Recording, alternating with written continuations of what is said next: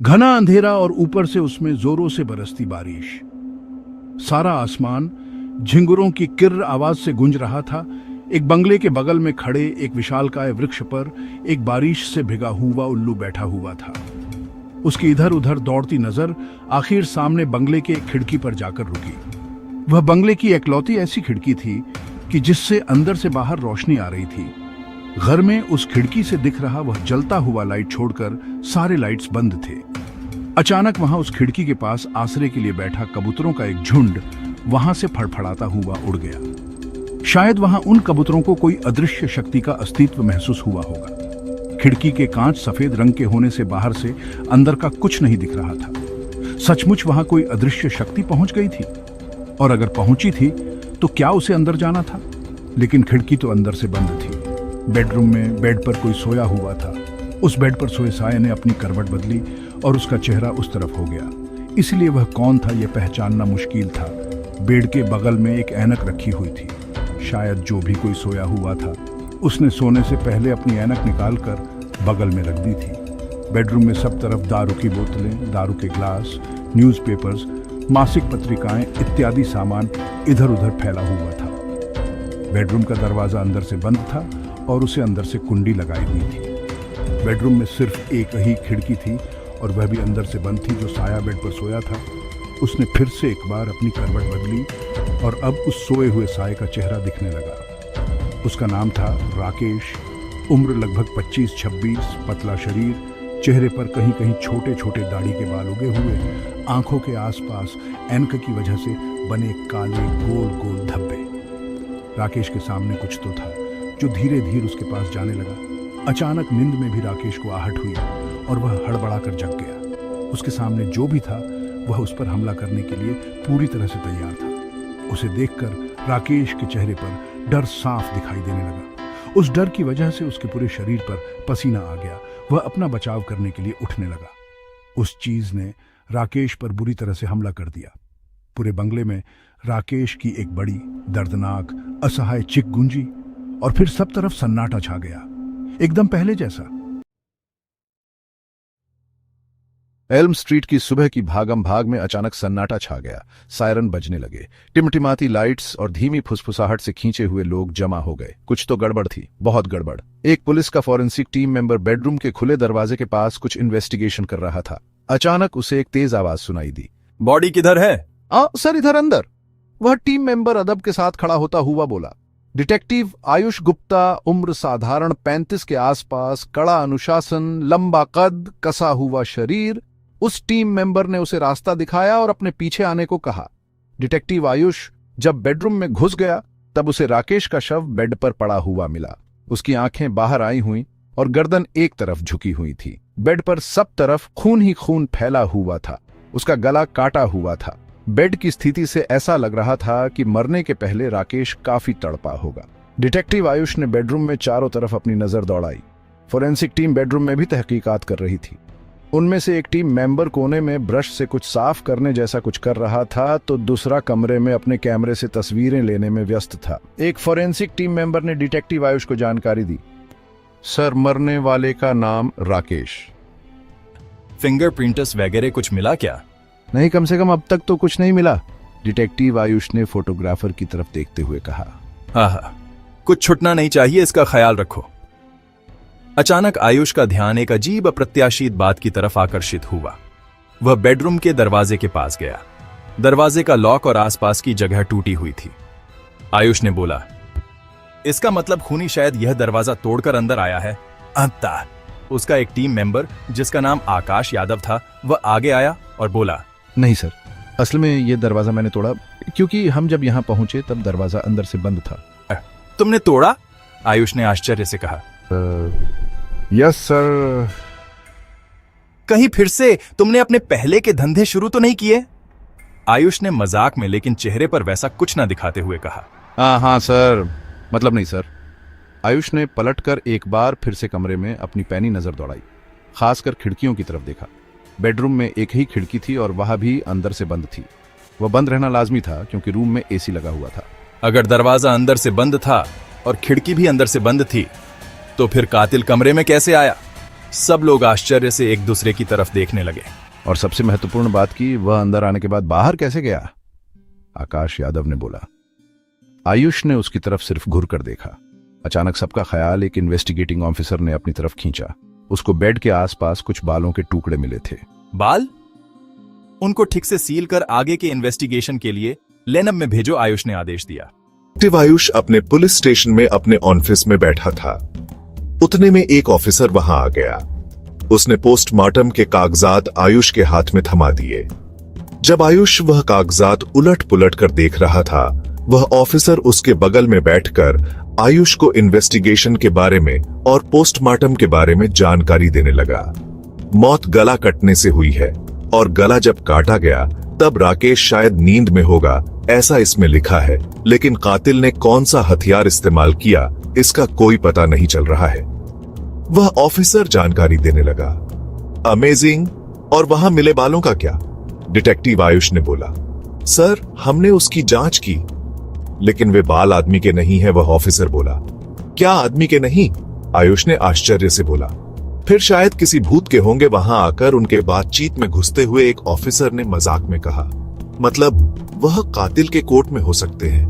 आयुष के बगल में बैठा ऑफिसर बात को संभालते हुए बोला, और उसके मोटिव के बारे में कुछ जानकारी आयुष ने अपने बगल में बैठे ऑफिसर से पूछा। घर की सारी चीजें तो अपने जगह पर थीं, कुछ भी कीमती सामान चोरी नहीं हुआ है, और घर में कहीं भी राकेश के हाथ के और उंगलियों के निशान के अलावा और किसी के भी हाथ के या उंगलियों के निशान नहीं मिले। उस ऑफिसर ने आयुष की बात का जवाब दिया। अगर कातिल भूत हो तो उसे किसी मोटिव की क्या जरूरत? फिर से वहां खड़े ऑफिसर ने मजाक में कहा, और फिर से कमरे में सन्नाटा छा गया। देखो ऑफिसर, यहां सीरियस केस चल रहा है, आप कृपा करके ऐसी फालतू बातें मत करो। आयुष ने उस ऑफिसर को समझाते हुए कहा, मैंने राकेश की फाइल देखी है, उसका पहले का रिकॉर्ड कुछ उतना अच्छा नहीं। उसके खिलाफ पहले से ही बहुत सारे गुनाहों के लिए मुकदमे दर्ज है, कुछ गुनाह साबित भी हुए हैं और कुछ पर अब भी केसेस जारी है। इससे ऐसा लगता है कि हम जो केस हैंडल कर रहे हैं वह कोई आपसी दुश्मनी या रंजिश का हो सकता है। आयुष फिर से असली बात पर आकर बोला, कातिल ने अगर किसी गुनाहगार को ही मारा हो और वो भूत।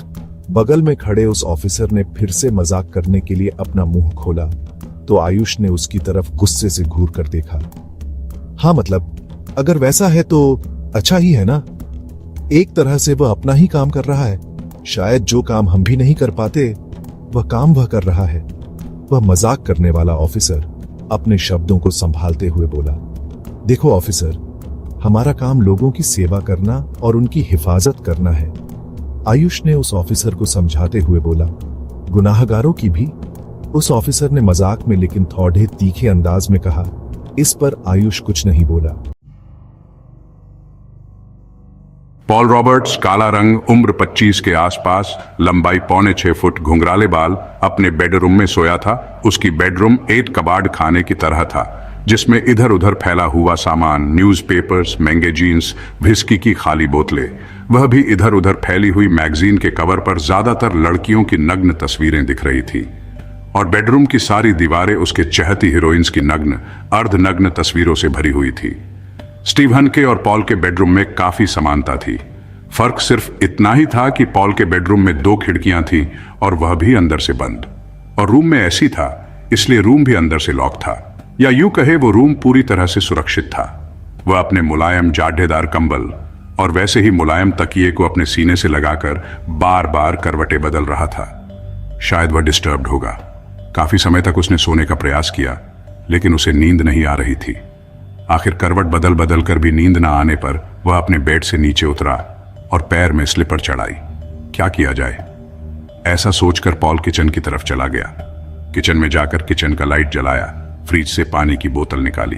बड़े बड़े घूंट लेकर उसने एक ही झटके में पूरी बोतल खाली कर दी। फिर वह बोतल वैसी ही हाथ में लेकर वह किचन से सीधा हॉल में आया। हॉल में पूरा अंधेरा छाया हुआ था।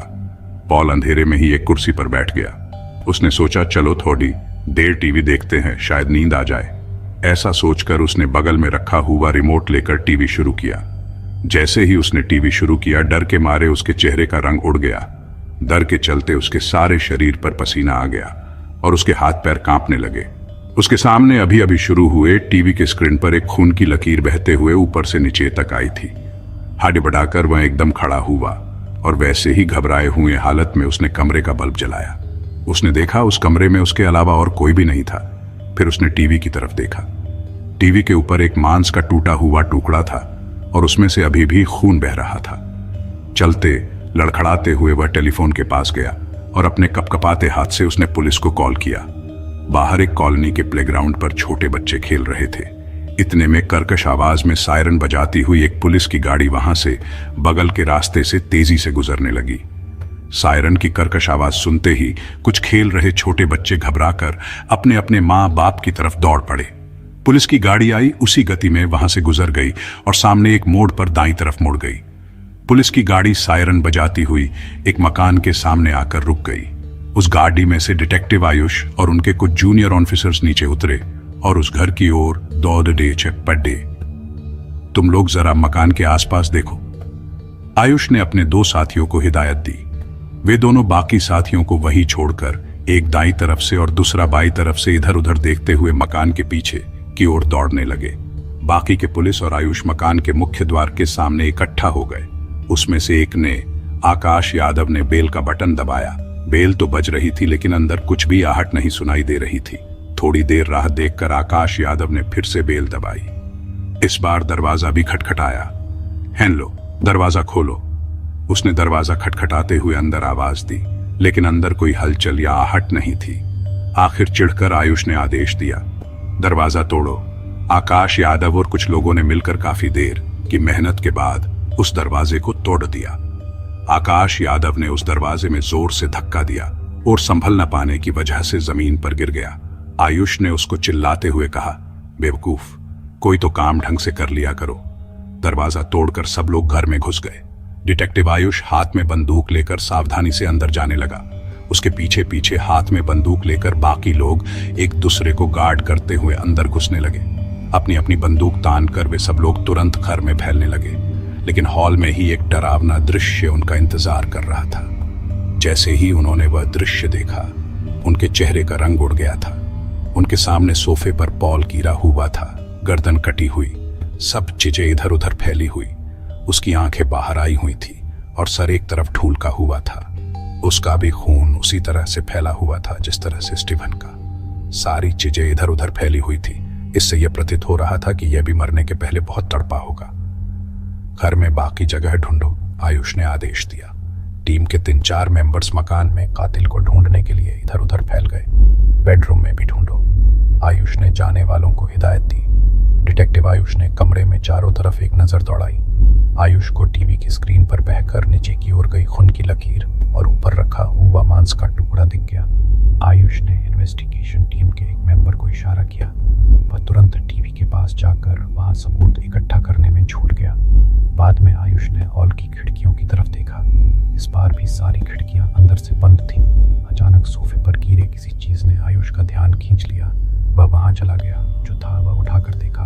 वह एक बालों का गुच्छा था, सोफे पर बॉडी के बगल में पड़ा हुआ। वे सब लोग आश्चर्य से कभी उस बालों के गुच्छे की तरफ देखते तो कभी एक दूसरे की तरफ देखते।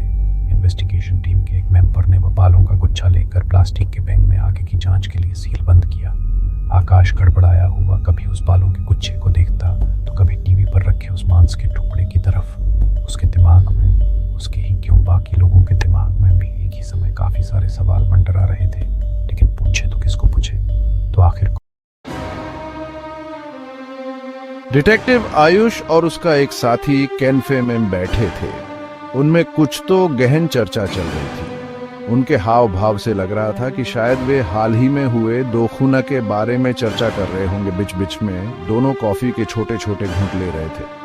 अचानक कैनफे में रखे टीवी पर चल रही खबरों ने उनका ध्यान आकर्षित किया। डिटेक्टिव ने जीतोद्या कोशिश की थी कि प्रेस हाल ही में चल रहे केस को ज्यादा न उछाले, लेकिन उनके लाख कोशिश के बाद भी मीडिया ने जानकारी हासिल की थी। आखिर डिटेक्टिव आयुष की भी कुछ मर्यादाएं थी। वे एक हद तक ही बातें मीडिया से छुपा सकते हैं और कभी कभी जिस बात को हम छुपाना चाहते हैं उसी को ही ज्यादा उछाला जाता है। टीवी न्यूज रीडर बोल रही थी, कातिल ने कत्ल किए और एक शख्स की लाश आज सुबह पुलिस को मिली। जिस तरह से और जिस बर्बरता से पहला खून हुआ था, उसी बर्बरता से या यूं कहिए उससे भी ज्यादा बर्बरता से इस शख्स को भी मारा गया। इससे कोई भी इसी नतीजे पर पहुंचेगा कि इस शहर में एक खुला सीरियल किलर घूम रहा है। हमारी सूत्रों ने दिए जानकारी के हिसाब से दोनों भी शव ऐसे कमरे में मिले कि जो जब पुलिस पहुंची तब अंदर से बंद थे। पुलिस को जब इस बारे में पूछा गया तो उन्होंने इस मसले पर कुछ भी टिप्पणी करने से इनकार किया है। जिस इलाके में खून हुआ वहां आसपास के लोग अब भी इस भारी सदमे से उभर नहीं पाए हैं और शहर में तो सब तरफ दहशत का माहौल बन चुका है। कुछ लोगों के कहे अनुसार जिन 2 शख्स का खून हुआ है उनके नाम पर गंभीर गुनाह दाखिल है। इससे एक ऐसा निष्कर्ष निकाला जा सकता है कि जो भी खूनी हो वह गुनाहगारों को ही सजा देना चाहता है। इसकी वजह से कुछ आम लोग तो कातिल की वाहवाह कर रहे हैं। अगर खूनी को मीडिया अटेंशन चाहिए था तो वह उसमें कामयाब हो चुका है। हमने लाख कोशिश की, लेकिन आखिर कब तक हम भी प्रेस से बातें छुपा पाएंगे? डिटेक्टिव आयुष ने अपने साथी से कहा, लेकिन सामने बैठा ऑफिसर कुछ भी बोला नहीं, क्योंकि अब भी वह खबरें सुनने में व्यस्त था। जो भी हो, यह सब जानकारी अपने डिपार्टमेंट के लोगों ने ही लिख की है, लेकिन अब कुछ भी नहीं किया जा सकता है। एक बार धनुष से छूटा तिर वापस नहीं लाया जा सकता है, आयुष सोच रहा था। फिर और एक विचार आयुष के दिमाग में चमका।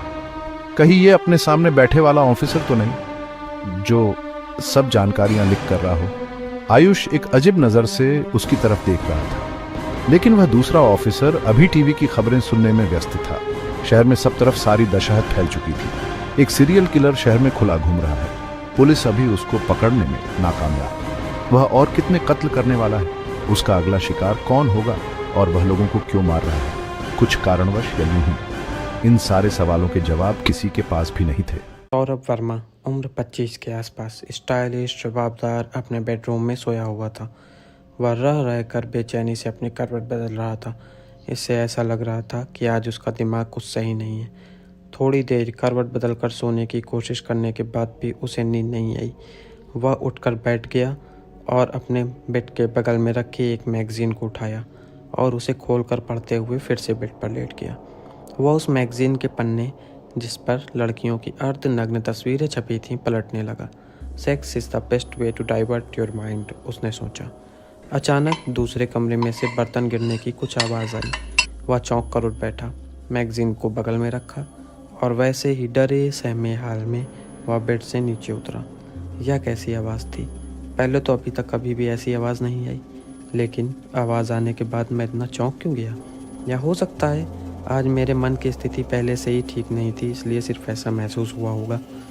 धीरे धीरे इधर उधर देखते हुए बेडरूम के दरवाजे के पास गया। उसने दरवाजे की कुंडी खोली और धीरे से थोड़ा सा दरवाज़ा खोलकर अंदर झाँक कर देखा। पूरे घर में ढूंढने के बाद सौरभ ने हॉल में प्रवेश किया। हॉल में घना अंधेरा था। हॉल में लाइट जलाकर उसने डरते हुए चारों तरफ एक नज़र दौड़ाई, लेकिन कहीं कुछ भी तो नहीं। सबका सब वहीं पर रखा हुआ। उसने फिर से लाइट को बंद किया और किचन की तरफ निकल पड़ा। किचन में भी अंधेरा था। वहाँ लाइट जलाकर उसने चारों तरफ एक नज़र दौड़ाई। अब उसका डर काफ़ी कम हो चुका था। कहा कहीं कुछ तो नहीं है। इतना डरने की कोई ज़रूरत नहीं थी।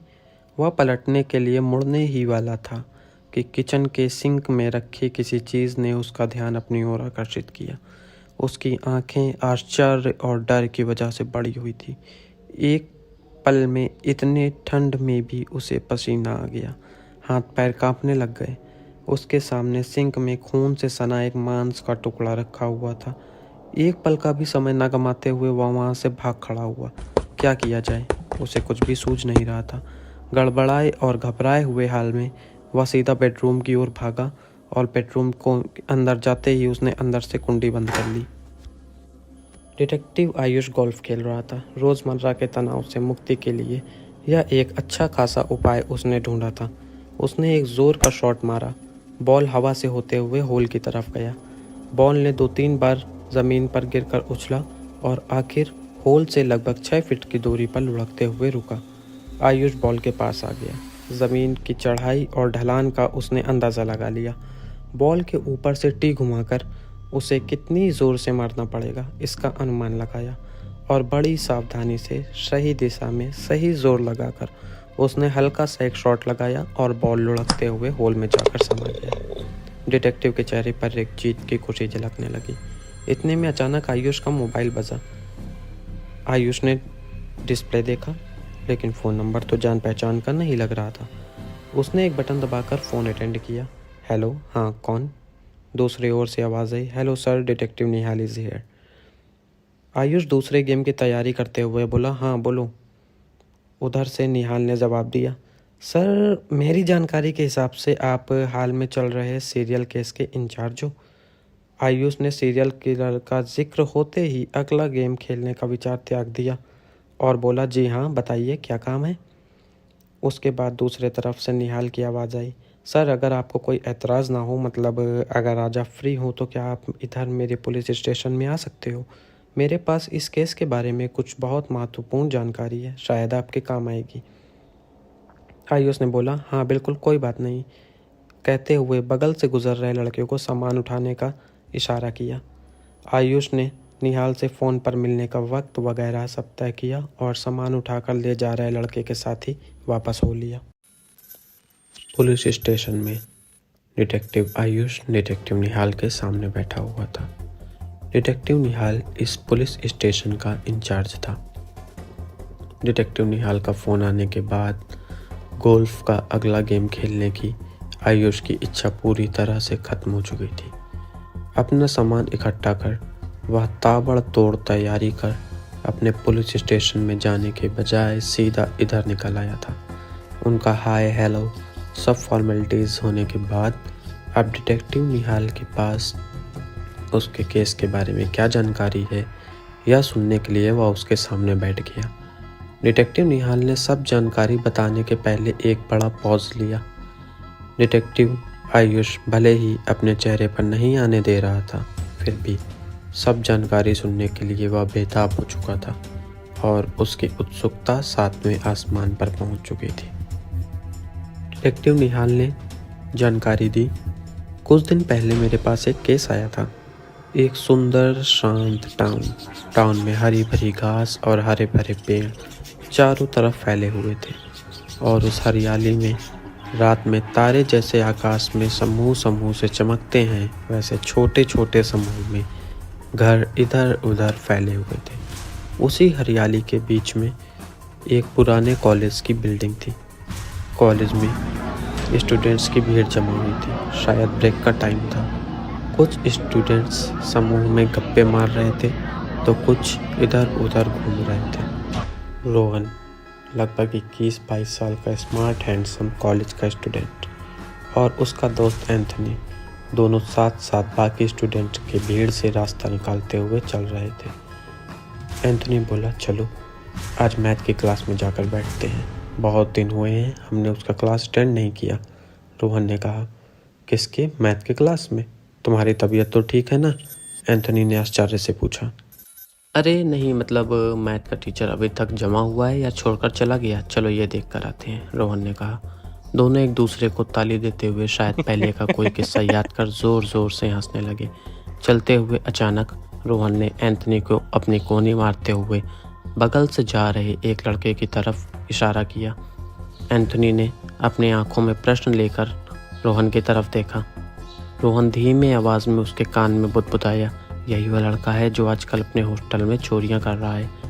तब तक वह लड़का उनको क्रॉस होकर आगे निकल चुका था। एंथनी ने पीछे मुड़कर देखा। हॉस्टल में एंथनी की भी कुछ चीज़ें गायब हो चुकी थी। तुम्हें कैसे पता? एंथनी ने पूछा। उसकी तरफ देखो तो ज़रा, कैसे चोरों की तरह लगता है, ऐसा लगता है जैसे किसी चोर के ख़ानदान से आया है, रोहन ने कहा। अरे सिर्फ लगने से क्या होगा, हमें कुछ साबित भी तो करना पड़ेगा ना, एंथनी ने बोला। मुझसे राहुल भी कह रहा था, देर रात तक यह लड़का भूतों की तरह हॉस्टल में सिर्फ घूमता रहता है। अच्छा ऐसी बात है, तो फिर चल आज रात को इसको रंगे हाथ पकड़ते हैं और इसको ऐसा सीधा करेंगे कि साला ज़िंदगी में कभी भी कोई भी चीज़ चोरी नहीं करेगा, एंथनी ने बोला। रात को हॉस्टल के गलियारे में घना अंधेरा था। गलियारे के लाइट्स या तो किसी ने चोरी किए होंगे या लड़कों ने तोड़ दिए होंगे। एक काला साया धीरे धीरे उस गलियारे में चल रहा था और वहाँ से थोड़ी ही दूर पर रोहन, एंथनी और उसके दो दोस्त एक खंबे के पीछे छिपकर बैठे थे। उन्होंने पक्का फैसला किया था कि आज किसी भी हाल में इस चोर को पकड़कर हॉस्टल की लगभग रोज़ होने वाली चोरियों को रोकना है।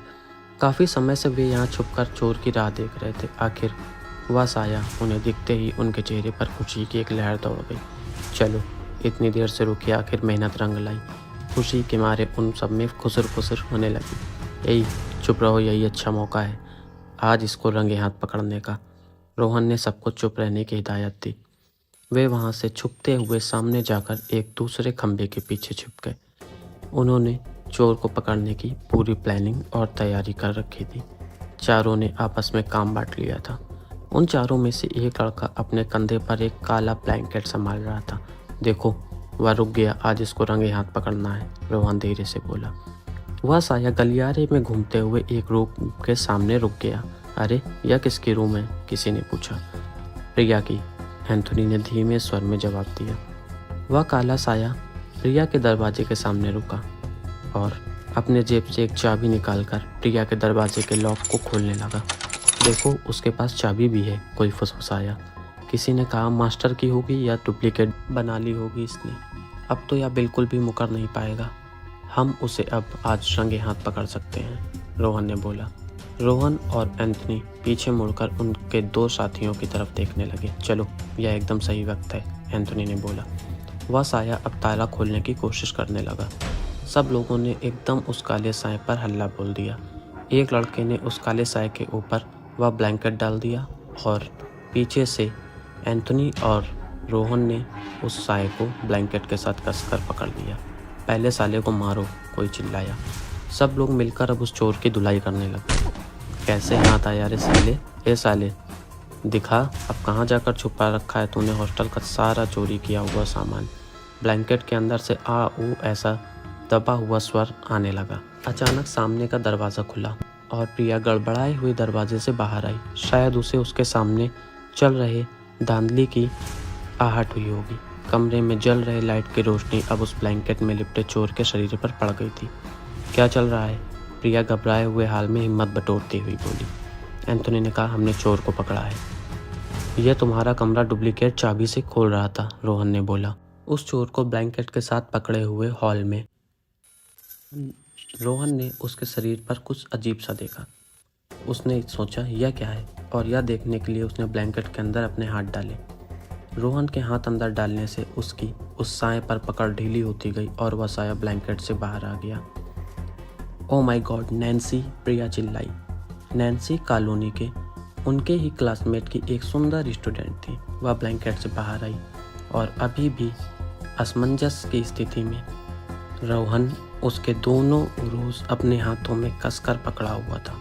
उसने खुद को छुड़ा लिया और एक जोर का तमाचा रोहन के कान के नीचे जड़ दिया। रोहन को क्या बोले कुछ भी समझ नहीं आ रहा था। बोला, I am sorry, I am really sorry. Anthony ने भी कहा, I am sorry, we are sorry. लेकिन इतने रात गए, तुम यहाँ क्या कर रही हो? प्रिया नैन्सी के पास जाती हुई बोली, idiot, I was trying to surprise you. तुम्हें जन्मदिन की शुभकामनाएं देने आई थी मैं। नैन्सी उस पर चिढ़ते हुए बोली, oh thank you, I mean sorry, I mean are you okay? Priya क्या बोले उसे कुछ भी समझ नहीं आ रहा था। प्रिया नैन्सी को रूम में ले गई और जॉन फिर से माफ़ी मांगने के लिए रूम में जाने लगा तो प्रिया ने दरवाज़ा उसके मुंह पर ही धड़ाम से बंद कर दिया।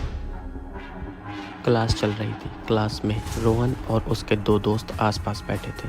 रोहन का ख्याल बिल्कुल क्लास में नहीं था। वह बेचैन लग रहा था और क्लास खत्म होने की राह देख रहा था।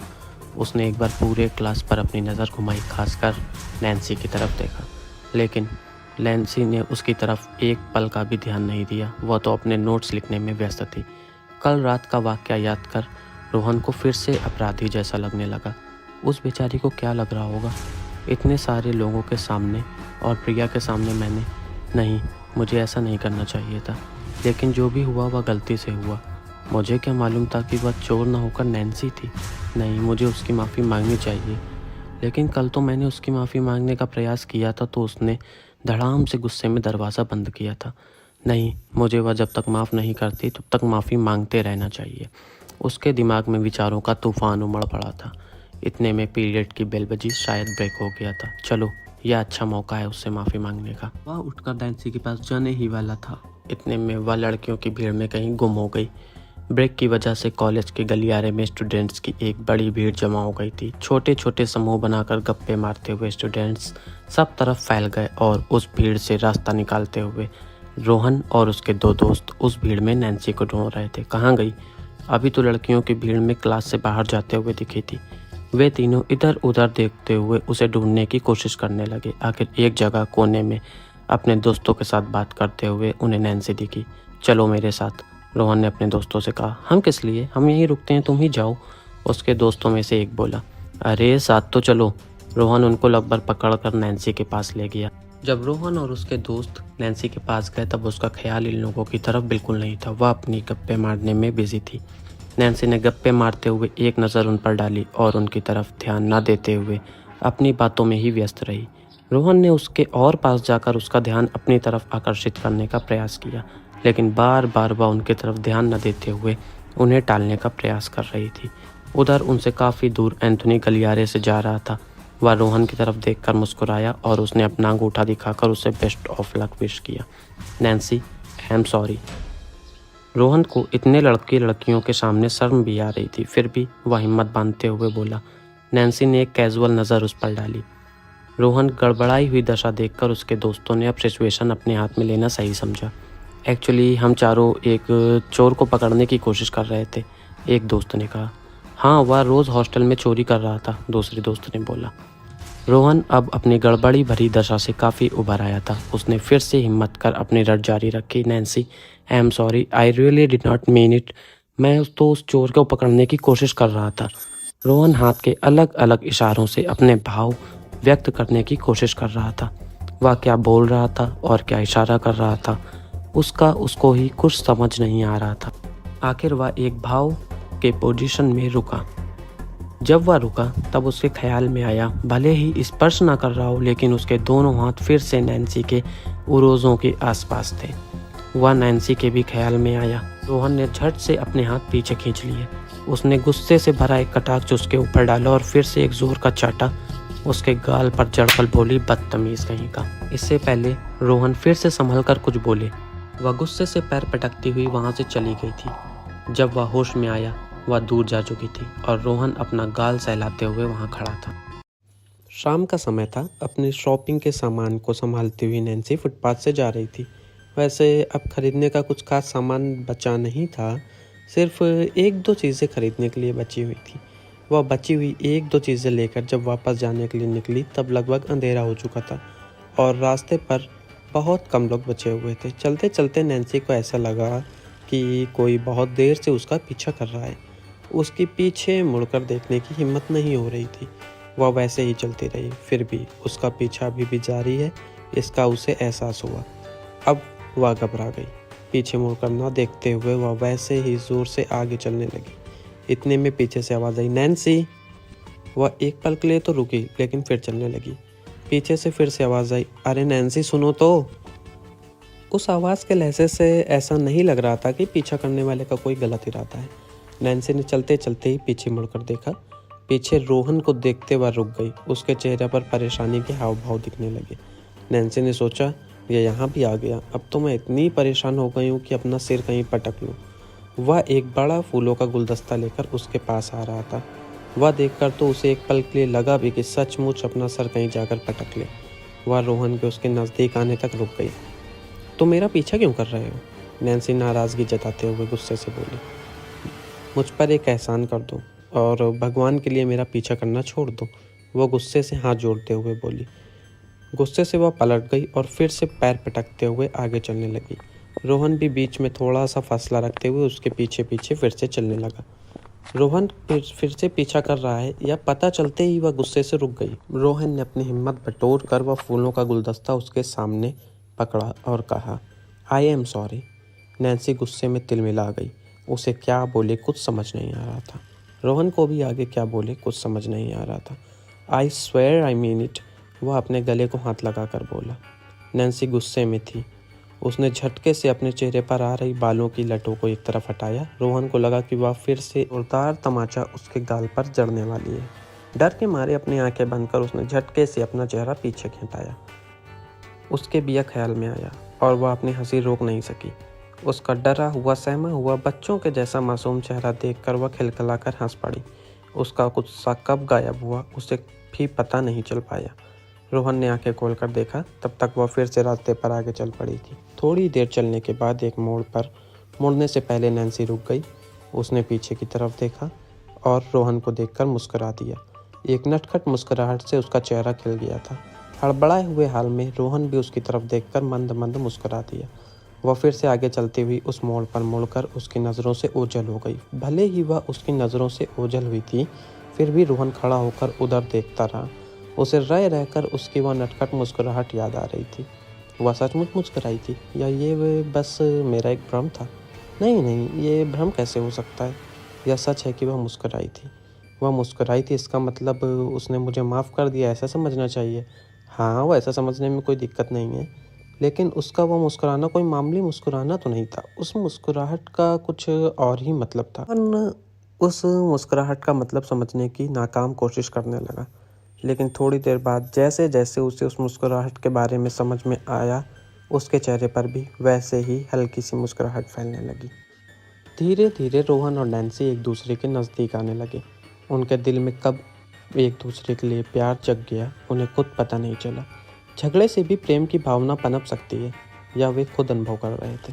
कॉलेज में कोई भी पीरियड खाली होने पर भी मिलते, कॉलेज ख़त्म होने पर मिलते, लाइब्रेरी में पढ़ाई के बहाने से मिलते। मिलने का एक भी मौका वे छोड़ना नहीं चाहते थे, लेकिन सब छिप छिप कर चल रहा था। उन्होंने उनका प्यार अब तक किसी की नज़रों में नहीं आने दिया था, लेकिन जो किसी की नज़रों में नहीं आए उसे प्यार कैसे कहा जाए? या फिर एक वक्त ऐसा आता है कि प्रेमी खुद में ही इतने गुम हो जाते हैं कि उनका प्रेम किसकी नज़र में आएगा, इस बात की फ़िक्र करना वो छोड़ देते हैं। लोगों को अपना प्यार पता चले, ऐसे शायद ही उनके मन में कभी आता हो। काफ़ी रात हो चुकी थी। अपनी बेटी अभी तक कैसे घर वापस नहीं आई, यह चिंता नैन्सी के पिता को अंदर ही अंदर खाए जा रही थी। वे बेचैन होकर हॉल में चहलकदमी कर रहे थे। वैसे उन्होंने नैन्सी को पूरी छूट दे रखी थी, लेकिन ऐसी गैर जिम्मेदाराना हरकत वह कभी नहीं की थी। कभी देर होती तो वह घर पर फ़ोन कर कर बताती थी, लेकिन आज उसने फ़ोन करने की भी जहमत नहीं उठाई। इतने सालों का उसका पिता का अनुभव कह रहा था कि मामला कुछ गंभीर है। नैन्सी किसी गलत संगत में तो नहीं फंस गई, या फिर ड्रग्स की लत तो नहीं लगी उसे? अलग अलग प्रकार के विचार उनके दिमाग में घूम रहे थे। तभी उन्हें बाहर कोई आहट हुई। एक बाइक आकर घर के गेट के सामने रुक गई। बाइक की पीछे की सीट से नैन्सी नीचे उतरी। उसने सामने बैठे रोहन के गाल पर एक किस किया और वह गेट की तरफ निकल गई। खिड़की से नैन्सी के पिता यह सब नज़ारा देख रहे थे। उनके चेहरे से ऐसा लग रहा था कि वे गुस्से में आग बबूला हो रहे थे। अपनी बेटी का कोई प्रेमी है। यह गुस्सा आने का कारण नहीं था, कारण कुछ और ही था। हॉल में सोफे पर नैन्सी के पिता बैठे हुए थे और उनके सामने गर्दन झुकाकर नैन्सी खड़ी हुई थी। इन धोखेबाज परदेशियों के अलावा तुम्हें कोई दूसरा नहीं मिला क्या? उनका गुस्से से भरा गंभीर स्वर पूरे कमरे में गूंजा। नैन्सी के मुंह से शब्द नहीं निकल पा रहा था। वह अपने पिता से बात करने के लिए हिम्मत जुटा रही थी। तभी नैन्सी का भाई शुभम, उम्र लगभग 30 के आसपास, गंभीर, हमेशा किसी सोच में खोया हुआ, ढीला ढाला सा रहन सहन, वहाँ आ गया। वह नैन्सी के बगल में खड़ा हो गया। नैन्सी की गर्दन अभी भी झुकी हुई थी। बगल में अपने भाई को देखकर उसका साहस थोड़ा सा बढ़ गया। वह गर्दन नीचे ही रखकर अपनी हिम्मत जुटाकर एक एक शब्द सोच सोच कर बोली, पापा, वह लड़का अच्छा है, आप प्लीज़ उससे एक बार मिल तो लो ना। चुप बैठो बेवकूफ़ कहीं की, मुझे उससे मिलने की कोई भी ज़रूरत नहीं है। अगर तुम्हें इस घर में रहना है तो दोबारा उसके साथ दिखना नहीं चाहिए, समझी? उसके पिता ने अपना अंतिम फैसला सुनाया। नैन्सी की आंखों में आंसू आ गए थे और अपने आंसू छिपाते हुए वह वहाँ से घर के अंदर दौड़ पड़ी। शुभम सहानुभूति से उससे अंदर जाते हुए देखता रहा। घर में किसी की भी पिता से बहस करने की हिम्मत नहीं थी। शुभम हिम्मत जुटाकर अपने पिता से बोला, पापा, आपको ऐसा नहीं लगता कि आप थोड़ा ज़्यादा ही कठोर होते जा रहे हो? आपको कम से कम नैन्सी क्या बोलना चाहती थी या तो सुन लेना चाहिए था ना। और एक बार वक्त निकालकर उस लड़के से मिलने में क्या हर्ज है? मैं उसका बाप हूँ, उसका भला बुरा मेरे सिवा और कौन जान सकता है। और अपनी नसीहत तुम अपने ही पास रखो। उसके भी तुम्हारे जैसे हाल हों या मैं नहीं देखना चाहता। तुमने भी वो परदेसी लड़की से शादी की थी ना, आखिर क्या हुआ? सारी जायदाद हड़प कर उसने तुम्हें भगवान भरोसे छोड़ दिया ना, उसके पिताजी ने बोला और कदम बढ़ाते हुए गुस्से से बाहर की ओर जाने लगे। पापा, आदमी का स्वभाव आदमी आदमी में फ़र्क लाता है, ना कि उसका रंग या उसकी जात पात। शुभम बाहर जाते हुए पिताजी की पीठ की तरफ देखकर बोला।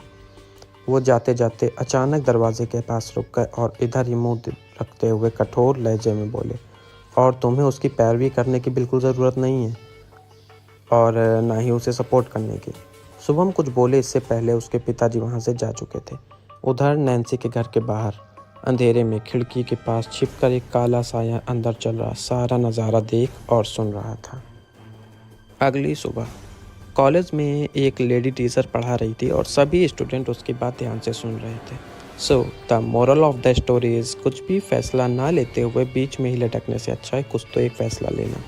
टीचर ने अब तक पढ़ाए पाठ का निष्कर्ष संक्षेप में बताया। नैन्सी ने छिपकर एक नज़र रोहन की तरफ देखा। दोनों की आंखें मिली। दोनों एक दूसरे की तरफ देखकर मुस्कुराए। नैन्सी ने एक नोट का बड़ा पन्ना रोहन को दिखाया। उस नोटबुक के पन्ने पर बड़े अक्षरों में लिखा हुआ था लाइब्रेरी। रोहन ने हाँ में अपना सिर हिलाया। तभी पीरियड बेल बजी। पहले टीचर और बाद में छात्र धीरे धीरे क्लास से बाहर जाने लगे। रोहन हमेशा की तरह जब लाइब्रेरी में गया तब ब्रेक टाइम होने से वहाँ कोई भी छात्र नहीं थे। उसने नैन्सी को ढूंढने के लिए इधर उधर नज़र दौड़ाई। नैन्सी एक कोने में बैठकर किताब पढ़ रही थी, या कम से कम वैसा दिखावा करने की कोशिश कर रही थी। नैन्सी ने आहट होते ही किताब से सिर ऊपर उठाकर देखा। दोनों की नज़रें मिलते ही वह वहाँ से उठकर किताबों की रैक के पीछे जाने लगी। रोहन भी उसके पीछे पीछे जाने लगा, एक दूसरे से कुछ भी ना बोलते हुए, ना कुछ इशारा करते हुए। यह सब कुछ हो रहा था। उनका शायद यह रोज़ का काम होगा। नैन्सी कुछ ना बोलते हुए भले ही रैक के पीछे जा रही थी, लेकिन उसके दिमाग में विचारों का तूफान उमड़ पड़ा था। जो भी हो, आज कुछ तो आखिरी फैसला लेना है। ऐसे कितने दिन तक हम इस हाल में रहेंगे? टीचर ने पढ़ाई पाठ का जो संक्षेप में निष्कर्ष बताया था वह सही था। हमें कुछ तो ठोस फैसला लेना ही होगा, आर या पार। अब बस बहुत हुआ। उसके पीछे पीछे रोहन रैक के पीछे जा रहा था, लेकिन उसके दिमाग में भी विचारों का सैलाब उमड़ पड़ा। हमेशा नैन्सी पीरियड होने के बाद लाइब्रेरी में मिलने के लिए इशारा करती है, लेकिन आज उसने पीरियड शुरू था तभी इशारा कर दिया था। उसके घर में कहीं कोई परेशानी तो नहीं? उसके चेहरे से वह किसी प्रॉब्लम में लग रही थी। अपने घर के दबाव में आकर वह मुझे छोड़ तो नहीं देगी? अलग अलग प्रकार के विचार भी उसके दिमाग में घूम रहे थे। रैक के पीछे कोने में किसी की नज़र में नहीं आए ऐसे जगह पर नैन्सी पहुंच गई और पीछे से दीवार पर अपना एक पैर लगाकर खड़ी हो गई। रोहन उसके पास जाकर उसके चेहरे के भाव पढ़ने की कोशिश करते हुए उसके सामने खड़ा हुआ। तो फिर तय हुआ, आज रात 11 बजे तैयार रहो, नैन्सी ने कहा। चलो, मतलब अब भी नैन्सी अपने घर के लोगों के दबाव में नहीं आई है। रोहन को सुकून सा महसूस हुआ, लेकिन उसका सुझाया हुआ यह दूसरा रास्ता कहाँ तक सही है?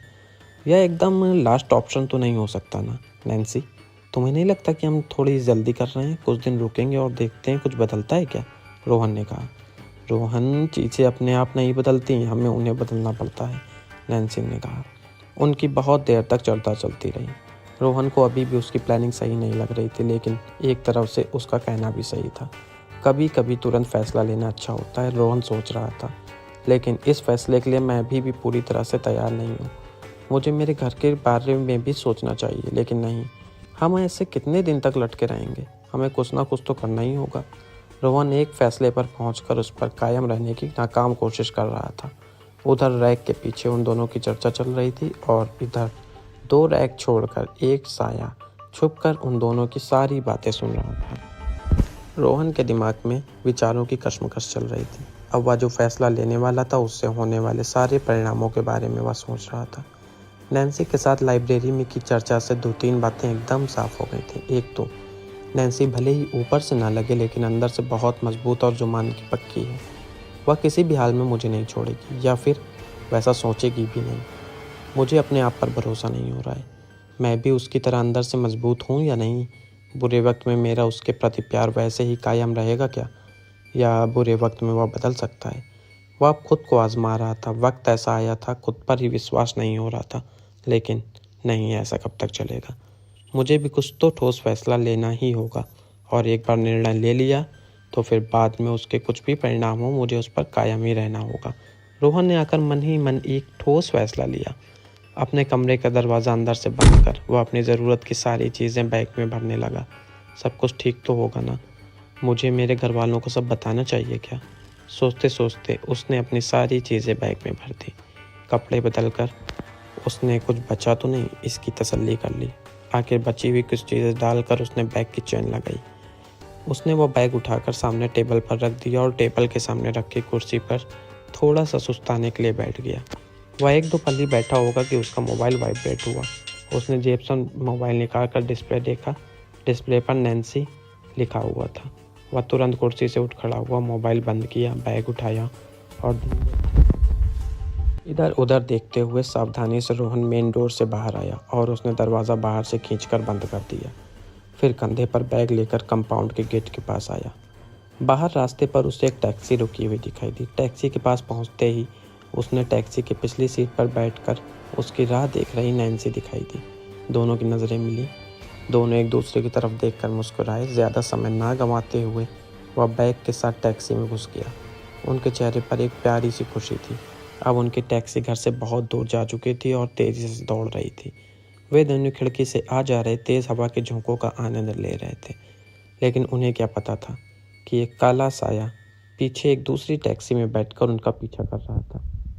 इंस्पेक्टर निहाल हकीकत बयां करते हुए रुक गया। डिटेक्टिव आयुष ने वह क्यों रुका यह जानने के लिए उसकी तरफ देखा। इंस्पेक्टर निहाल ने सामने रखा गिलास उठाकर पानी का एक घूंट लिया और इंस्पेक्टर निहाल फिर से आगे की कहानी बताने लगा। टैक्सी रेलवे स्टेशन पर पहुंचते ही निहाल और नैन्सी टैक्सी से उतर गए। टैक्सी वालों का किराया दिया। अपना सामान लेकर वे टिकट की खिड़की के पास चले गए। कहाँ जाना है या उन्होंने अभी तक नहीं तय किया था। एक ट्रेन प्लेटफॉर्म पर खड़ी थी। निहाल ने जल्दी से उस ट्रेन का टिकट लिया। टिकट लेकर वो ट्रेन के एक डिब्बे में चढ़े। 5 मिनट बाद ट्रेन वहाँ से निकल गई। ट्रेन में नैन्सी और रोहन पास में ही बैठे थे। अब एक दूसरे का ही सहारा था। कुछ समय शांत रहने के बाद नैन्सी ने अपना सिर रोहन के कंधे पर रख दिया। रोहन और नैन्सी ने आगे क्या करना है यह सोचते हुए थोड़ी चर्चा करी और फिर चारों ओर सन्नाटा छा गया। सिर्फ ट्रेन की आवाज़ आ रही थी। उस सन्नाटे में नैन्सी को ऐसा लग रहा था जैसे कोई तो है जो उनका पीछा कर रहा है, लेकिन फिर उसने यह सोचा यह कैसे मुमकिन हो सकता है, और यही सब सोचते हुए दोनों सो गए। अगली सुबह रोहन की नींद खुली। उसने नैन्सी को जगाया और अनजान स्टेशन पर वह दोनों अपना अपना बैग लेकर नीचे उतरे। वहीं एक कोने में 4 आदमी राकेश, पॉल, सौरभ और रमेश पत्ते खेल रहे थे। उनमें से सौरभ का ध्यान नैन्सी और रोहन पर गया। सौरभ ने अपने तीनों दोस्तों से नैन्सी की तरफ इशारा करते हुए बोला, अरे बंद करो ये गेम, चलो एक दूसरा गेम खेलते हैं। पॉल नैन्सी और रोहन की तरफ देखकर बोला, लगता है दोनों भाग कर आए हैं। नैन्सी और रोहन स्टेशन से बाहर निकल कर जाने लगे और उन चारों ने नैन्सी और रोहन का पीछा करना शुरू कर दिया। नैन्सी और रोहन एक होटल में जाकर रूम लिया। राकेश, सौरभ, पॉल और रमेश ने उस होटल को ध्यान से देखा और पॉल और राकेश उस होटल के सामने नैन्सी और रोहन के बाहर निकलने का इंतज़ार करने लगे।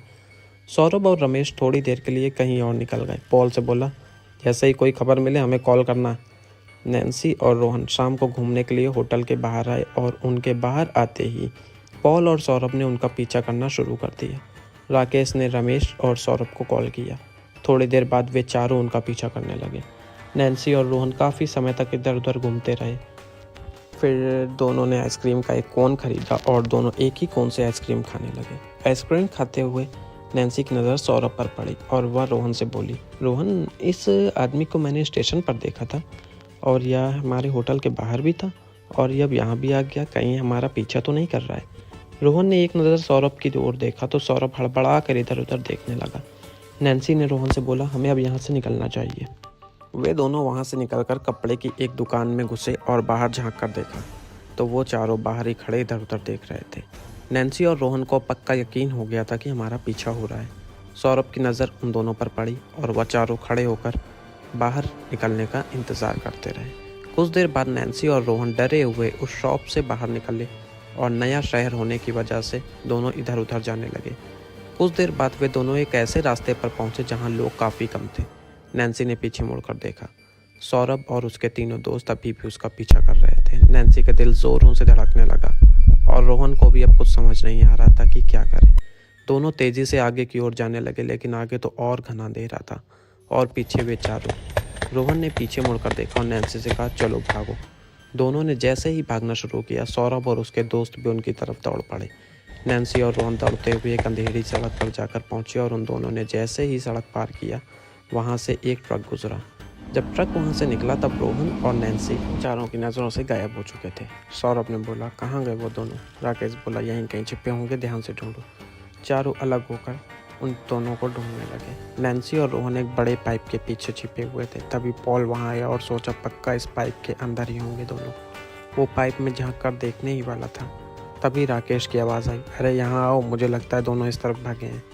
तभी पॉल दौड़ता हुआ वहाँ से निकल गया। कुछ देर बाद रोहन और नैन्सी अपने होटल के कमरे में लेटे हुए थे। उन चारों के बारे में सोच रहे थे। कब उन दोनों को नींद आ गई उन्हें पता भी नहीं चला। आयुष पूरी कहानी सुनने के बाद अपने पुलिस स्टेशन पहुंचा और वहां बैठकर कुछ सोच रहा था। तभी डिटेक्टिव आकाश ने उससे कहा, सर मुझे पता है वो कातिल कुंडी कैसे खोलता होगा। आयुष ने उसकी तरफ ध्यान से देखा। तभी आकाश उस रूम से बाहर आया और दरवाजे को खींच कर बंद किया। कुछ ही पलों के बाद कुंडी अपने आप खिसक कर बंद हो गई और अगले ही पल धीरे धीरे वह फिर से खुल गई। आयुष ने आकाश से पूछा, आखिर ये तुमने किया कैसे? आकाश ने अपनी जेब से एक मैग्नेट निकाला और बोला, ऐसे। तभी आयुष उसके ऊपर चिल्लाते हुए बोला, बेवकूफ़ कहीं के, उन दरवाज़ों की कुंडियाँ एल्युमिनियम की थीं। और यह सुनकर आकाश ने शर्म से अपना सर नीचे कर लिया। कुछ देर बाद रमेश और सौरभ पुलिस स्टेशन आए और उन्होंने आयुष से कहा, सर हमें आपको एक जानकारी देनी है। आयुष बोला, हाँ बोलो। सौरभ बोला, सर कुछ महीने पहले एक लड़की का कत्ल कर रहा था और वो लड़की ज़ोर ज़ोर से उसका नाम चिल्ला रही थी, रोहन नहीं, ये तुम क्यों कर रहे हो? उस लड़के यानी रोहन ने हम दोनों और हमारे दो दोस्त राकेश और पॉल जिनका कत्ल हो गया है उनको देख लिया था। लड़के रोहन ने उन दोनों को तो मार दिया। अब हम दोनों की जान को खतरा है और हमें पुलिस प्रोटेक्शन चाहिए। आयुष ने मन ही मन एक प्लान बनाया और बोला, ओके, आप दोनों के घरों में हर जगह कैमरे लगाए जाएंगे, तो पुलिस कांस्टेबल आपके घरों की निगरानी करेंगे। अब आप दोनों यहाँ से जाइए। और उनके जाते ही आयुष ने एक कांस्टेबल को बोलकर सारा इंतजाम करने को कहा। तभी कुछ देर बाद एक आदमी पुलिस स्टेशन आया और बोला, सर वो लड़की नैन्सी जिसका कत्ल हुआ है ना, का भाई कुछ अजीबोगरीब हरकतें कर रहा है। उसका घर हमारे घर के बगल में ही है। उसके एक घर की खिड़की हमारे घर से साफ दिखती है। हमने कई बार देखा कि शुभम एक बर्तन में आग जलाकर अपने हाथ में एक कपड़े से बनी गुड़िया लेकर कुछ मंत्र पढ़ता है और फिर आग में कुछ डालता है जिससे कि आग और कस के जलने लगती है और फिर वह गुड़िया अपने हाथों से ज़मीन पर रख कर आग के सामने झुककर फर्श पर अपना माथा टिकाता है। फिर वह उठ खड़ा होता है और ज़ोर ज़ोर से चीखा, अब तू मरने के लिए तैयार हो जा राकेश। और उसके कुछ देर बाद वह अपने घर से बाहर निकलकर कहीं जाने लगा। मैंने उसका पीछा किया तो वह एक कब्रिस्तान में गया और छिपते हुए उसके पीछे पीछे गया। उसने गुड़िया को ज़मीन के अंदर दफन किया और कुछ मंत्र बोलने लगा। आयुष ने उस आदमी से पूछा, तो तुम्हें क्या लगता है सौरभ खूनी है? उस आदमी ने बोला, नहीं सर, ये सब तो एक काला जादू है। आयुष हंसते हुए उससे बोला, तो तुम इन सब बातों में भी भरोसा करते हो? उस आदमी ने जवाब दिया, पहले तो नहीं करता था, लेकिन राकेश के मरने के बाद कुछ दिनों बाद उसने फिर से यही सब किया और पॉल के नाम की एक गुड़िया बनाकर उसे कब्रिस्तान में दफना दिया और अगले ही दिन पॉल की भी मौत हो गई। मैंने आज सुबह देखा कि सौरभ एक नई गुड़िया बना रहा था। यह सब सुनकर आयुष ने रात में सौरभ के घर की जांच करने का सोचा। रात होते ही आयुष दो कांस्टेबल के साथ छिपते हुए उसी खिड़की के पास जा पहुंचा और जैसे ही उसने उस खिड़की के अंदर जाकर एक तेज चीख आई, रमेश अब तू मरने के लिए तैयार हो जा, अब तेरी बारी है। यह सुनते ही आयुष ने सौरभ के घर की बेल बजाई। सौरभ ने दरवाज़ा खोला। आयुष तुरंत बोला, आपको राकेश और पॉल के कत्ल के इल्ज़ाम में गिरफ्तार किया जाता है। सौरभ ने भी कुछ नहीं बोला और वो उनका साथ चलने लगा। आयुष ने उससे पूछा, तो कैसे मारा तुमने राकेश और पॉल को? सौरभ ने जवाब दिया, काले जादू से। और अब रमेश की बारी है। आयुष ने उसका मजाक उड़ाते हुए पूछा, तो क्या तुम उसे अभी इसी वक्त मार सकते हो? सौरभ बोला, अभी नहीं, जब वक्त आएगा तब। फिर आयुष ने उससे पूछा, तुम्हारे पिताजी कहाँ हैं? उसने जवाब दिया, नैन्सी की मौत के कुछ ही दिनों बाद वो भी चल बसे। आयुष सौरभ को पुलिस स्टेशन लाया और एक सेल में बंद कर दिया। सौरभ हंसते हुए बोला, मैं यहाँ से भी उन दोनों को मार सकता हूँ। आयुष ने उसकी बातों को नज़रअंदाज किया और सोचा शायद ये अपनी बहन और पिताजी के जाने से पागल हो गया है और कांस्टेबल से बोला, इसे किसी से भी मिलने की इजाज़त नहीं है, ये ध्यान रखना। और इतना बोलकर वह अपने घर के लिए रवाना हो चला। दूसरी तरफ रात लगभग 2 बजे रमेश के घर के बगल में बने हुए गेस्ट रूम में 2 कांस्टेबल लगातार कैमरे पर नज़र बनाए हुए थे। तभी उसके घर में उन्हें एक काली बिल्ली नजर आई और उस बिल्ली ने एक लंबी छलांग मारी। जैसे ही उस बिल्ली ने छलांग मारी, सारे मॉनिटर्स की स्क्रीन एकदम से बंद हो गई। दौड़ते हुए वो दोनों कांस्टेबल रमेश के घर की तरफ भागे। डिटेक्टिव आयुष घर पर सोया हुआ था। तभी उसका मोबाइल बजा। उसने उठकर कॉल रिसीव किया। दूसरी तरफ से आवाज़ आई, सर रमेश का भी कत्ल हो गया है। आयुष की पूरी नींद उड़ गई और चिल्लाते हुए बोला, इतने कैमरे लगाकर तुम लोग वहाँ निगरानी कर रहे थे या छक मरा रहे थे? कांस्टेबल ने बोला, सर पता नहीं क्या हुआ, अचानक से एक काली बिल्ली ने छलांग लगाई और घर के सारे कैमरों ने काम करना बंद कर दिया। हम दोनों तुरंत कैमरे रिपेयर करने के लिए वहाँ पहुँचे और देखा रमेश का कत्ल हो चुका था। आयुष तुरंत रमेश के घर के लिए निकला। वहाँ जाकर उसने देखा उसकी लाश भी बिल्कुल राकेश और पॉल की तरह ही पड़ी हुई थी। इस बार दरवाजे में अंदर से एक चैन और ताला भी लगा हुआ था। आयुष वहाँ की इन्वेस्टिगेशन करने के बाद उसी वक्त पुलिस स्टेशन गया और अपने ऑफिस में बैठकर कुछ सोचने लगा। उसने आकाश से पूछा, तुमने एक बात नोटिस करी? आकाश बोला, कौन सी बात सर? आयुष ने जवाब दिया, सौरभ को पहले से ही पता था किसका कत्ल होने वाला है और सौरभ अभी लॉकअप में है, तो आखिर रमेश का कत्ल किया किसने? आकाश झट से बोला, सर इसका मतलब कालियोस जातू जेल के अंदर से भी काम कर रहा है। आयुष ने चिल्लाते हुए उससे बोला, तुम ना एक नंबर के निकम्मे और बेवकूफ़ हो। केस की इन्वेस्टिगेशन करते करते दिन के 11 बज चुके थे। तभी अचानक से आयुष के दिमाग में कुछ आया और वह उठकर खड़ा हुआ। ऑफिस के बाहर जाते हुए उसने आकाश से कहा, एक स्पेशल टीम तैयार करो तुरंत। कुछ देर बाद पुलिस की 5 गाड़ियां सौरभ के घर की तरफ गई। जिस आदमी ने सौरभ के काले जादू के बारे में आयुष को बताया था, आयुष उसके घर गया और उससे पूछा, जरा बताइए तो कहाँ कहाँ की खिड़की से सौरभ के घर की हरकतें दिखती थी? उस आदमी ने 2-3 घरों की तरफ इशारा करते हुए कहा, उन घरों से और मेरे घर से। सुनने के बाद आयुष बोला, ओके, हमें इन सारे घरों की तलाशी लेनी होगी। आयुष ने उस आदमी के घर की तलाशी ली और बाकी 2 घरों की तलाशी ली। उसे कुछ भी नहीं मिला। वह चौथे घर की तरफ गया। उसने डोर नॉक किया लेकिन अंदर से कोई आवाज़ नहीं आई। फिर कुछ देर बाद किसी के भी जवाब न देने पर आयुष ने बोला, दरवाज़ा तोड़ो। 2-3 कांस्टेबल ने मिलकर उस दरवाजे को तोड़ा। घर में कोई भी नहीं था। तभी आयुष एक आखिरी बचे रूम की तरफ गया और वहां जाते ही उसकी आंखें हैरानी से बड़ी हो गई। वहां टेबल पर मांस के कुछ छोटे टुकड़े रखे हुए थे। आयुष ने बोला, जल्दी पता करो या घर किसका है। कुछ देर बाद आकाश एक बूढ़े आदमी को लेकर घर के बाहर आया और आयुष को बाहर बुलाकर बोला, सर वो घर इनका है। आयुष ने उस बूढ़े आदमी से सवाल किया, कौन रहता है यहाँ? उस बूढ़े आदमी ने जवाब दिया, सर मोहित नाम का एक लड़का। आयुष बोला, तो आपके पास उनकी जानकारी तो होगी ना? उस बूढ़े आदमी ने तुरंत एक कागज़ आयुष को दिया और बोला, सर ये रही उसकी डिटेल्स। उस कागज़ पर मोहित का एड्रेस और फ़ोन नंबर था। डिटेक्टिव आयुष रमेश के कत्ल की तहकीकात कर ही रहा था, तभी उसका मोबाइल बजा और दूसरी तरफ से एक कांस्टेबल की आवाज़ आई, सर हमें रोहन के बारे में कुछ जानकारी मिली है। आयुष खुश होता हुआ बोला, गुड, वेरी गुड। कांस्टेबल ने बोला, सर मैं आपको इंस्पेक्टर शुक्ला का नंबर दे रहा हूँ, आप उनसे बात कर लीजिए। डिटेक्टिव आयुष ने नंबर नोट किया और झट से शुक्ला को कॉल लगाई। दूसरी तरफ से कॉल पिक हुई और आयुष तुरंत बोला, hello inspector Shukla, detective Ayush is here. और दोनों ने आपस में बातचीत करके मिलने का एक टाइम फिक्स किया। कुछ घंटों बाद आयुष इंस्पेक्टर शुक्ला के केबिन में बैठा हुआ था, रोहन के बारे में जानकारी ले रहा था। इंस्पेक्टर शुक्ला बोला, सर लगभग 1 महीने पहले हमें एक अननोन नंबर से कॉल आई और उसने बताया उसके बगल के फ्लैट में एक पागल सा आदमी रहता था। पिछले 7-8 दिनों से वो अपने घर से बाहर नहीं आया और उसके घर से अजीब सी महक आ रही थी। तो मैं अपनी एक टीम लेकर तुरंत वहाँ पहुँचा और उस फ्लैट का दरवाज़ा तोड़कर अंदर गया तो वहाँ एक लाश पड़ी हुई थी।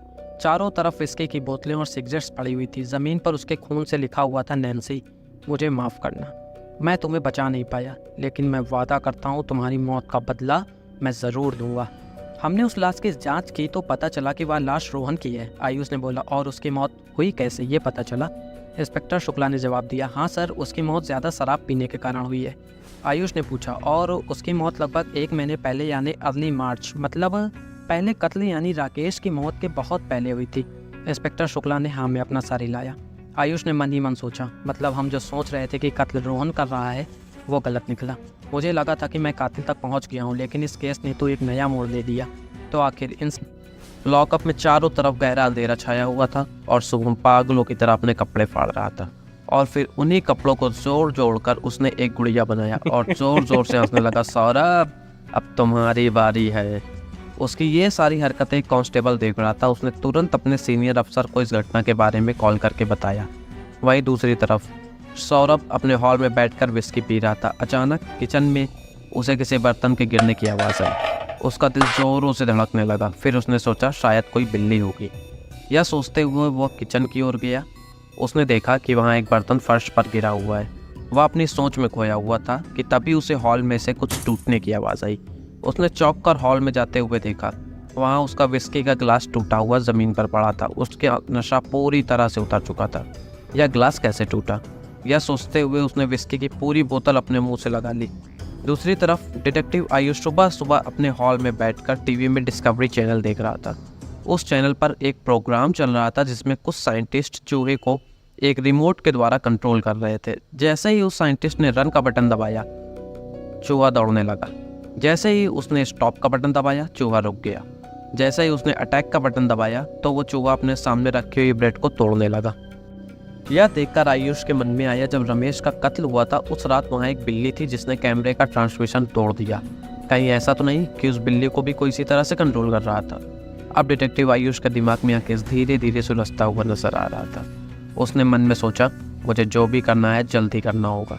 यह सोचते हुए वो जल्दी जल्दी अपने घर से बाहर निकला और तुरंत सारे ऑफिसर्स और सौरभ को बुलाकर एक मीटिंग बैठा ली। फिर वह उन सब की तरफ देखते हुए बोला, मुझे पता चल चुका है कातिल सारे कत्ल आखिर कर कैसे रहा है। सब ने उसकी तरफ ध्यान से देखा और तभी आयुष ने डिस्कवरी चैनल पर देखी पूरी कहानी के बारे में बताया और बोला, यह हुआ कत्ल करने का तरीका, और अब मैं आप सबको बताता हूँ कि उस कातिल को पकड़ना कैसे है। उसने उन सभी के सामने स्क्रीन पर सौरभ के घर का मैप दिखाया। उसमें 2 सर्कल्स बने हुए थे। पहला सर्कल बाहर का हिस्सा और दूसरा सर्कल अंदर का हिस्सा। हमें पहले सर्कल पर सिग्नल ट्रैकर्स और सिग्नल रिसीवर्स लगाने होंगे। इससे हमें यह पता चलेगा कि आखिर सिग्नल कहाँ से भेजा जा रहा है और हम उस कातिल को रंगे हाथ पकड़ सकते हैं। दूसरे सर्कल पर हमें सिग्नल जैमर लगाना होगा जिससे उस बिल्ली को सिग्नल ना मिल पाए और हम सौरभ को बचा सकें। यह सब सुनकर सारे लोग डिटेक्टिव आयुष की तरफ देखते हुए सोचने लगे, कितना होशियार है ये आदमी। दूसरी तरफ रात के लगभग 1 बज रहे थे। 2 पुलिस कांस्टेबल सौरभ के घर के बगल में बने हुए गेस्ट रूम में ध्यान से सीसीटीवी पर नज़र रखे हुए थे। तभी उन्हें फिर से एक बिल्ली दिखाई दी। जैसे ही उन्होंने उस काली बिल्ली को देखा, तुरंत आयुष को कॉल किया और बोला, सर हमें वह बिल्ली फिर से दिखाई दी है। दूसरी तरफ से आयुष ने जवाब दिया, गुड, तुरंत सिग्नल को ट्रैक करो, मैं अभी वहाँ पहुँचता हूँ। 5 मिनट बाद आयुष वहाँ पहुँचा और स्क्रीन पर नज़र रखने लगा। तभी उन्हें एक बीप की आवाज़ आई और स्क्रीन पर मैप में एक रेड स्पॉट दिखाई देने लगा। उन्हें सिग्नल कहाँ से आ रहा है इसका पता चल चुका था। आयुष ने ऑफिसर्स की 2 टीम बनाई और बोला, 2 टीम मेंबर सौरभ की सुरक्षा करेंगे और बाकी सब मेरे साथ चलो। आज वह कातिल हर हाल में पकड़ा जाना चाहिए। वहाँ बचे 2 ऑफिसर्स जैसे ही गेस्ट रूम में पहुँचे, उन्हें मॉनिटर से फिर से बीप बीप की आवाज़ सुनाई दी। उन्होंने उस तरफ देखा, बिल्ली सिग्नल ब्लॉकिंग एरिया में पहुंच चुकी थी। वह पहुंचते ही बिल्ली अजीब सी चाल में इधर उधर चलने लगी, जैसे उसे क्या करना है कुछ भी पता नहीं चल रहा था। तभी अचानक उस बिल्ली में एक बड़ा ब्लास्ट हुआ। दोनों ऑफिसर्स चौंक गए और उन्होंने सौरभ के घर की ओर दौड़ लगा दी। वहां जाकर उन्होंने देखा वह बेडरूम पूरी तरह से बर्बाद हो चुका था और वहाँ सौरभ की लाश पड़ी हुई थी। यह देखकर उनमें से एक अफसर ने आयुष को कॉल किया और बोला, सर बिल्ली में शायद एक बम फिट था, यहाँ एक बड़ा ब्लास्ट हो गया और सौरभ मारा गया। यह सुनकर आयुष के होश उड़ गए। उसने मन ही मन सोचा, चलो कम से कम अपने लोग तो सेफ है ना। वैसे भी सौरभ कोई अच्छा आदमी नहीं था, एक रेपिस्ट था, तो मुझे उससे कोई भी मतलब नहीं है। आयुष ने कांस्टेबल से कहा, ठीक है तुम लोग वहीं रुको और अपना ध्यान रखो, मैं कातिल की लोकेशन पर पहुंचने ही वाला हूं। लगभग 5 मिनट बाद सारे ऑफिसर्स उस लोकेशन पर पहुंच गए। वो एक बड़ा वेयर हाउस था और उसके सामने एक खुला हुआ मैदान था। आयुष ने टीम से बोला, तुरंत वेयर हाउस को चारों तरफ से घेरो, आज वह कातिल बच के नहीं जा पाएगा। आयुष 10 टीम मेंबर्स को लेकर अंदर घुसा और बाकियों ने उस जगह को चारों तरफ से घेर लिया। वेयर हाउस के अंदर चारों तरफ अंधेरा था। वहाँ सिर्फ एक कंप्यूटर की स्क्रीन थी जिससे वहाँ हल्की हल्की रोशनी हो रही थी और एक साया जल्दी जल्दी बैग में कुछ चीज़ें रख रहा था, जैसे उसे वहाँ से भागने की जल्दी हो। तभी उसे अपने पीछे से आवाज़ आई, अपने हाथ ऊपर करो और कोई भी होशियारी मत करना। उसने पीछे मुड़कर देखा तो वहाँ डिटेक्टिव आयुष खड़ा था। उस स्क्रीन की लाइट जैसे ही उसके चेहरे पर पड़ी, डिटेक्टिव आयुष शॉक्ड रह गया और वो बोला, तो मगर तुम क्यों, आखिर तुम ये सब क्यों कर रहे थे? वह साया कोई और नहीं बल्कि एंथनी था। जी हाँ, वही एंथनी जो रोहन का बेस्ट फ्रेंड था। आयुष ने उससे पूछा, आखिर तुम ये सब क्यों कर रहे हो? एंथनी ने सारी बातें बताना शुरू किया। नैन्सी और रोहन एक दूसरे को पसंद करते थे और मैं भी नैन्सी को बहुत पसंद करता था, लेकिन वो मुझे भाव भी नहीं देती। एक दिन मैंने ठान लिया कि मैं नैन्सी को अपने दिल की बात बताऊंगा और कॉलेज के खत्म होते ही वह अपने घर के लिए निकली। मैंने उसका पीछा करते हुए कॉलेज से थोड़ी दूर जाकर उसे रोका और मैंने हिचकिचाते हुए उससे कुछ बात करी और फिर उसे अपने दिल की बात बताते हुए कहा, Nancy will you marry me? Nancy यह सुनकर एकदम चौंक गई और बोली, सॉरी आई कांट, मैं किसी और से प्यार करती हूँ। मैं उसके सामने बहुत गिड़गिड़ाया पर वह नहीं मानी और वहाँ से चली गई। एंथनी ने सारी बात आयुष को बताई। फिर आयुष बोला, ओके, और तुमने इन चारों को क्यों मारा? क्योंकि मैं नैन्सी से प्यार करता था और उन चारों ने उसका रेप किया था, एंथनी ने जवाब दिया। आयुष ने फिर से कहा, प्यार तो रोहन भी करता था ना? एंथनी ने जवाब दिया, वो एक कायर था, प्यार के नाम पर एक ठप्पा। जैसे नैन्सी की मौत हुई तो रोहन ने मुझे खत के जरिए सारी कहानी बताई और उसने बताया कि उसने उन चारों का भी पता लगा लिया है, लेकिन उसके अंदर उन्हें मारने की हिम्मत नहीं है। इसलिए मेरे दोस्त होने के नाते प्लीज़ मेरा यह काम कर दो। ये सब बताते हुए एंथनी खुद के रोक नहीं पाया और फूट फूट कर रोने लगा। आयुष ने एंथनी को गिरफ्तार किया और 4 ऑफिसर्स के साथ उसे एक गाड़ी में वहां से पुलिस स्टेशन भेज दिया। फिर वह वेयरहाउस के अंदर सबूत के लिए कुछ ढूंढने गया और बाकी सारे ऑफिसर्स को वहां से जाने के लिए बोला और वह वेयरहाउस के अंदर आ गया। उसने कंप्यूटर के पास रखे रिमोट को लिया और एक बटन दबाया। उस रिमोट से बीप की आवाज़ आई और उस पर एक मैसेज आया, सिग्नल इन रेंज। फिर उसने अटैक के बटन दबाया और तभी वेयरहाउस के बाहर से कुछ हलचल सुनाई दी। वह बाहर गया लेकिन वहाँ उसे कुछ भी नहीं दिखा। फिर से उसने रिमोट के बटन को दबाया। बीप की आवाज़ के साथ इस बार उस पर मैसेज आया, signal is not in range. यह देखकर आयुष चौंक गया और बोला कि अगर वेयरहाउस के बाहर तक भी सिग्नल नहीं जा सकता तो उन चारों के घरों तक यह सिग्नल कैसे पहुंचा। तभी उसके बदल से एक काली बिल्ली भागते हुए वेयरहाउस के अंदर गई। आयुष ने उस बिल्ली का पीछा किया। उसने वेयरहाउस के अंदर चारों तरफ नज़र दौड़ाई लेकिन वह बिल्ली उसे कहीं भी नहीं दिखी। तभी उसे किनारे एक शेल्फ पर रखी हुई धूल से सनी कुछ फाइल्स दिखी। वह वहां जाकर उन फाइल्स की ओर पहुंचने की कोशिश करने लगा। उन फाइल्स को नीचे उतारने की कोशिश की वजह से कुछ तो नीचे गिरा और कांच टूटने की आवाज़ आई। उसने नीचे झुककर देखा तो वह एक फ़ोटो फ्रेम था। वो फ़ोटो फ्रेम देखकर उसके होश उड़ गए। वो उस हादसे से संभल पाता कि तभी मॉनिटर अपने आप बंद और चालू होने लगा। उसने एक नज़र मॉनिटर के प्लग पर डाली और वह वहाँ देखता ही रह गया। मॉनिटर का प्लग पावर बोर्ड पर नहीं लगा था और फिर भी मॉनिटर की स्क्रीन बंद और चालू हो रही थी। अचानक उस मॉनिटर में उसे एक सुंदर लड़की दिखाई दी। उसके सुंदर होने के बावजूद आयुष डर से कांप उठा। वह लड़खड़ाता हुआ पीछे की ओर हटा और समझ ना पाने की वजह से वह नीचे गिर पड़ा और धीरे धीरे बेहोश होने लगा। बेहोशी में भी उसके सामने कुछ दृश्य घूम रहे थे जिसमें उसने देखा नैन्सी और रोहन एक बड़े पाइप के पीछे छुपे हुए थे। तभी वहाँ पॉल आया और उसने पाइप की तरफ देखने की कोशिश किया। तभी पीछे से सौरभ की आवाज़ आई, अरे वहाँ क्या कर रहे हो, यहाँ आओ। वो दोनों शायद उस तरफ भागे हैं। उनके जाने के बाद रोहन ने एंथनी को कॉल किया और सारी बात एंथनी को बताई। यह सुनकर एंथनी ने उनसे कहा, ओके ऐसा करो, तुरंत एक टैक्सी पकड़ो और हिल्टन होटल जाओ। उसके कहने अनुसार नैन्सी और रोहन ने टैक्सी करी और हिल्टन होटल के लिए निकल गए। दूसरी तरफ उन दोनों को खो देने की वजह से राकेश, पॉल, सौरभ और रमेश चारों बेचैन थे। तभी राकेश को एक कॉल आया। उसने कॉल रिसीव करते हुए कहा, एंथनी मेरे दोस्त, बड़े दिनों बाद याद किया, बोलो क्या हुआ, कोई काम। दूसरी तरफ से एंथनी ने बोला, तुम्हारे लिए एक ट्रीट अरेंज करी है हिल्टन होटल में। मेरे शहर से भागे एक लड़की और लड़के को मैंने वहाँ सेफ प्लेस पे भेज दिया है। तभी चौंकते हुए राकेश ने नैन्सी का हुलिया बताया और पूछा, क्या वह इस तरह की दिखती है। एंथनी ने जवाब दिया, हाँ, लेकिन यह सब तुम्हें कैसे पता। राकेश ने बोला, सुबह से हम उस लड़की के पीछे थे, आखिर वो हमारी किस्मत में लिखी थी। गिरगट टूट गई थी। उसमें एंथनी और उसके 4 दोस्त राकेश, पॉल, सौरभ और रमेश की साथ में पिक्चर थी। अब आयुष को क्लियर हो गया कि बेहोशी की हालत में उसने जो कुछ भी देखा वह सब कुछ सच था। लेकिन नैन्सी की आत्मा मुझे ये सब क्यों बता रही थी। तो वो चाहती तो एंथनी को मार भी सकती थी, उसे ये बात बिल्कुल भी समझ नहीं आ रही थी। एंथनी का केस काफ़ी दिनों तक कोर्ट में चलता रहा। आयुष को समझ नहीं आ रहा था कि वेयरहाउस में उसके साथ घटी घटना को वो सबके सामने कैसे बताए। कोर्ट उसकी बात को कभी नहीं मानता। आखिर फैसले का दिन आ गया। आज एंथनी के केस का रिजल्ट आना था। सभी लोग अपनी अपनी सांसें रोककर फैसले का इंतजार कर रहे थे। जज ने फैसला सुनाते हुए बोला, एंथनी ने अपने सारे गुनाह कबूल कर लिए हैं और चारों कत्ल एंथनी ने सोच समझकर सारी प्लानिंग के साथ करे हैं। इसलिए यह कोर्ट एंथनी को मौत की सजा सुनाती है। कुछ देर बाद एंथनी जेल के अंदर बैठा हुआ था और उसके सामने डिटेक्टिव आयुष बैठा हुआ था। डिटेक्टिव आयुष ने एंथनी से पूछा, अब सच बताओ, तुमने उन चारों को क्यों मारा। मुझे सब पता है लेकिन मैं तुमसे सुनना चाहता हूँ। एंथनी ने हैरानी से उसकी तरफ देखा और बोला, क्या सच। मैं सारा सच आपको पहले ही बता चुका हूँ। आयुष ने उसे बताया कि तुम उन चारों रेपिस्ट के दोस्त थे, उसके बाद भी तुमने आखिर उन्हें मारा, तो मारा क्यों। यह सुनकर एंथनी हैरान रह गया। उसने आयुष से पूछा, ये सब आपको कैसे पता। आयुष ने जवाब दिया, नैन्सी ने बताया। यह सुनकर एंथनी ने थोड़ा आश्चर्य के साथ पूछा, नैन्सी ने कैसे, वो तो मर चुकी है। आयुष बोला, नैन्सी की आत्मा ने। असल में जितने भी कत्ल हुए वो सभी कत्ल तुमने नहीं बल्कि नैन्सी ने करे। तुम जिस बिल्ली को यह सोचकर कंट्रोल किया करते थे कि वह तुम्हारे इशारे पर काम कर रही है, वो तुम्हारे नहीं बल्कि नैन्सी के इशारे पर काम कर रही थी। यहाँ तक कि तुम्हारे रिमोट का सिग्नल उस वेयरहाउस के बाहर तक नहीं जा सकता था। और अब मैं समझ गया हूँ कि नैन्सी ने मुझे वह सब कुछ क्यों दिखाया। असल में वो चाहती तो तुम्हें कब का मार देती, लेकिन उसे तुम्हें सबके सामने मरते हुए देखना था। जिससे तुम्हें तुम्हारे कर्मों की सज़ा मिले। तो चलो अब सच बताओ कि तुमने आखिर उन चारों को मारने की प्लानिंग क्यों करी। थोड़ा रुकते हुए एंथोनी ने जवाब दिया, क्योंकि वो लोग नैन्सी की जान नहीं लेना चाहते थे, लेकिन सौरभ ने रेप करते वक्त अपने हाथ से उसके मुंह को कस कर दबा दिया, जिससे नैन्सी को सांस नहीं मिल सकी और वह मर गई। फिर जब हम पांचों ने आपस में बात करी तो वे बोलने लगे कि इसका जिम्मेदार मैं भी हूँ, इसलिए मजबूरी में मुझे उन चारों को मारना पड़ा।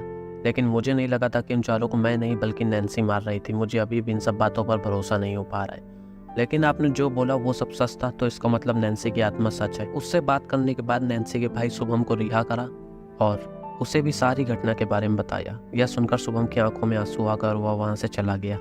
अगली सुबह 11 बजे एंथनी एक कमरे में इलेक्ट्रिक चेयर पर बैठा हुआ था और उसका चेहरा काले कपड़े से ढका हुआ था। डिटेक्टिव आयुष, एक डॉक्टर और 2 ऑफिसर्स डेड बेंच के सामने खड़े हुए थे।